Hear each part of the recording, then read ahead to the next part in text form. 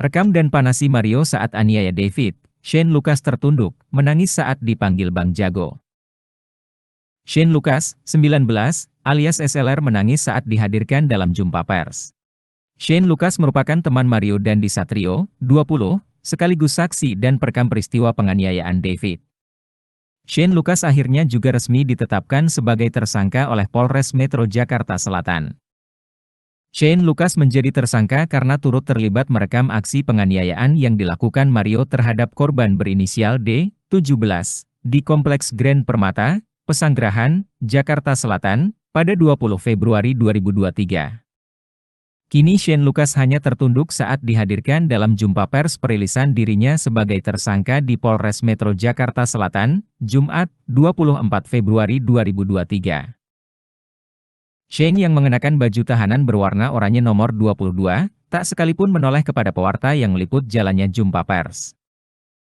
"Bang Jago, lihat ke sini Bang Jago, masuk TV nih," seru pewarta yang hadir dalam jumpa pers.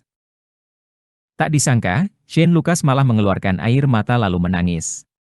Menyadari bahwa Shane Lucas menangis, penyidik kemudian membawanya masuk ke dalam ruangan penyidik. Meski demikian, hal itu tidak menghalangi jalannya konferensi pers.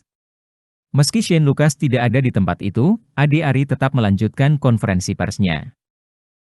Lebih lanjut, penetapan Shane menjadi tersangka dilakukan setelah polisi mengumpulkan fakta-fakta, barang bukti, alat bukti, pendalaman pemeriksaan saksi-saksi secara intensif, berkesinambungan, dan berlandaskan SOP yang berlaku dalam proses penyidikan pidana.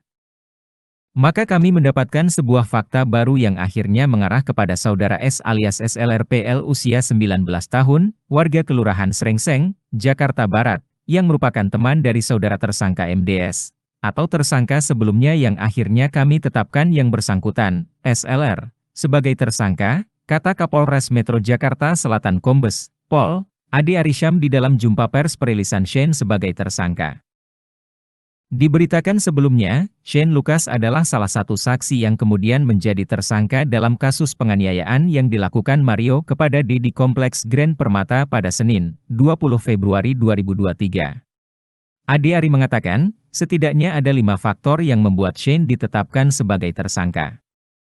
Salah satunya, Shane terbukti memanas-manasi pelaku untuk menganiaya D. Kemudian, Shane juga merekam aksi kekerasan yang dilakukan Mario menggunakan ponsel Mario. Ketiga, SLR merekam tindak kekerasan menggunakan HP pelaku. Lalu, dia terbukti membiarkan terjadinya tindak kekerasan serta tidak berusaha mencegahnya. Terakhir, SLR mencontohkan sikap taubat atas permintaan pelaku agar ditirukan korban, sambung dia. Akibat aksinya, Shane dijerat pasal 76 CUU Perlindungan Anak Yungto pasal 80 URI nomor 35 tahun 2004 tentang perubahan atas URI nomor 23 tahun 2022 tentang perlindungan anak subsidiar pasal 351 KUHP,